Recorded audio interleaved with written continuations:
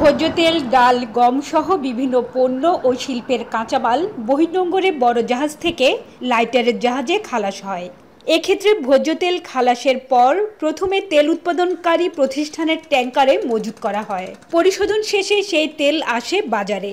যদিও অভিযোগ রয়েছে অনেক আমদানিকারক রমজানের অত্যাবশ্যক পণ্য নিজের গুদামে না নিয়ে প্রশাসনের চোখ এড়াতে লাইটারের জাহাজগুলোকে ভাসমান গুদাম হিসেবে ব্যবহার করে। এতে তৈরি হয় কৃত্রিম সংকট। রমজানকে সামনে রেখে এবারও অনেক লাইটারের জাহাজ পণ্য লোড করেও গন্তব্যে না গিয়ে বন্দর চ্যানেলের বিভিন্ন স্থানে অবস্থান করছে বলে অভিযোগ উঠেছে।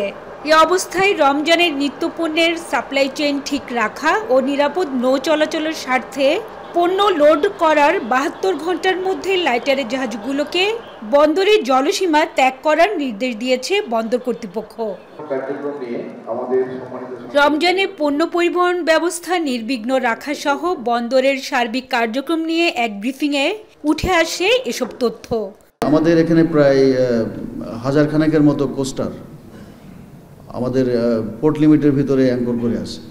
এটা নিয়ে গতকালকে আমরা একটা প্রেস বিজ্ঞপ্তি দিয়েছি এবং একটা আদেশ জারি করেছি যে 72 ঘন্টার বেশি লোড করার পরে থাকতে পারবে না, বন্দর লিমিট ত্যাগ করতে হবে।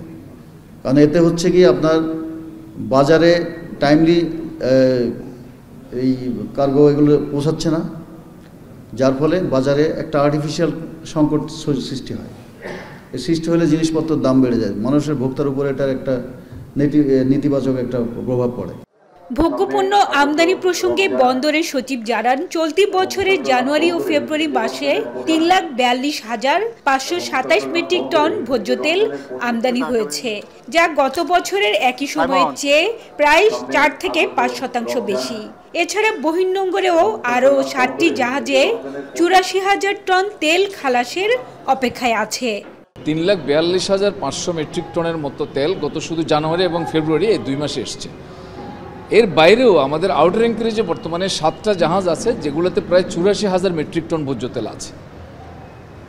এগুলা পর্যাপ্ত এবং গতবারের সাথে যদি আমরা তুলনা করি তাহলে 4 to 5% বেশি এসছে। আমাদের ছিল বন্দরের উপরে। এদিকে বে টার্মিনাল ও মাতারবাড়ি গভীর সমুদ্র বন্দর অপারেশনে আসতে 2029 থেকে 2030 পর্যন্ত সময় লাগবে। এই সময়ে বন্দরের বিদ্যমান সক্ষমতা বৃদ্ধি এবং স্পেসের সদ্ব্যবহার করা না গেলে 5 মিলিয়ন টিউএস কন্টেনার হ্যান্ডলিং করা কঠিন হবে বলে জানান বন্দর চেয়ারম্যান। আমাদের যে কার্গোর যে গ্রোথ, এটা প্রায় 7 থেকে 10%-এর ভিতরে ওঠানামা করে প্রতি বছর।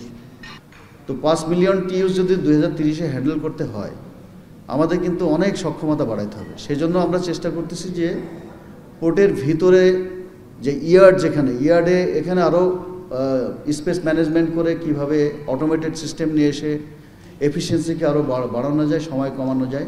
এছাড়া পানগাঁও টার্মিনালকে সচল করতে ভাড়া নির্দিষ্ট না রেখে উন্মুক্ত করে দেওয়া হয়েছে বলেও জানান বন্দর চেয়ারম্যান। হাজার শিউলি, এখন চট্টগ্রাম।